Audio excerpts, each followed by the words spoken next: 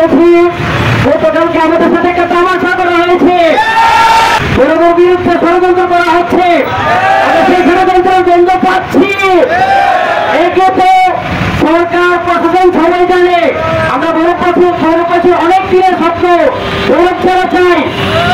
এই স্বপ্নকে উৎক্ষিপ্ত করার জন্য এই প্ল্যানিং করা হয়েছে।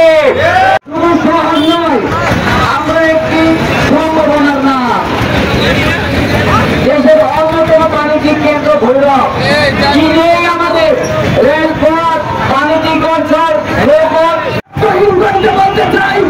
বর্তমানে অন্তর্বর্তী সরকারকে এবং পরিবর্তন কমিশনকে আমরা বলতে চাই, ভৈরবের মানুষ শান্তিপ্রিয় মানুষ, ভৈরবের মানুষকে রাজচক্র দেখাবেন না। ভৈরবের মানুষ রাজপথে সংগ্রাম করে দেশকে দূর করে দেওয়া মানুষ, ভৈরবকে অতিদায় জেলা ঘোষণা করতে হবে, ঠিক কিনা বলুন? কিন্তু আমরা কি দেখলাম, অন্তর্বর্তী সরকার সংস্কার কমিশনের নামে একটা তামাশা কমিশন করে এই দেশের জনগণের সাথে তথা ভৈরবের জনগণের সাথে একটা তামাশা শুরু হয়ে দিয়েছে।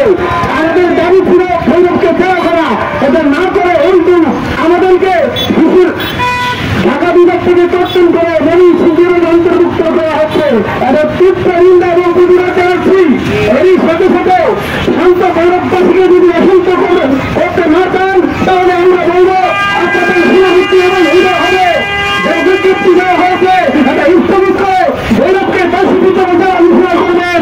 এটা ময়মনসিংহ ঢাকা বিভাগ স্থলপত্র সমস্ত রাস্তাঘাট রেলপথ অনির্দিষ্টকালের জন্য বন্ধ করে দেওয়া হবে। ভৈরববাসী যখন কেউ করা বসে থাকবে না, শুধু ভৈরববাসী পারছে না, কিশোরগঞ্জ ময়মনসিংহ বিভাগের ভিতরে যেতে পারছে না। এমনকি আমাদের প্রাণের গৌরব জেলা দাবি করেছিল, বর্তমান প্রশাসন এটির বিরুদ্ধে গিয়ে আমাদেরকে কিশোরগঞ্জ জেলাকে ময়মনসিংহের ভিতরে ঢুকিয়ে দিয়েছে, শুরু করে দিয়েছে। তার নামে আমাদেরকে কাদারিয়া থেকে ময়মনসিংহ বিভাগ আমাদেরকে পাঠিয়ে দিতে বলে কালকে একটা বার্তা পেয়েছি। আরো সালে আমরা এই জেলার জন্য আন্দোলন করেছি, আমাদেরকে আশ্বাস দিয়েছে যে 65 জনের জায়গা যদি হয় তাহলে গৌরবকেই দিবে।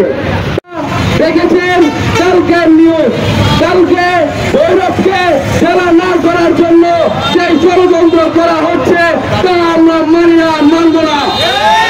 গৌরবকে জেলা না করার জন্য কিশোরগঞ্জকে বাদ দিয়ে গৌরবকে ময়মনসিংহ বিভাগে নিতে চায়। যদি অন্তর্বর্তীকালীন সরকার মনে করে ভৈরবকে জেলা করবে না, তারা ভৈরবকে মানি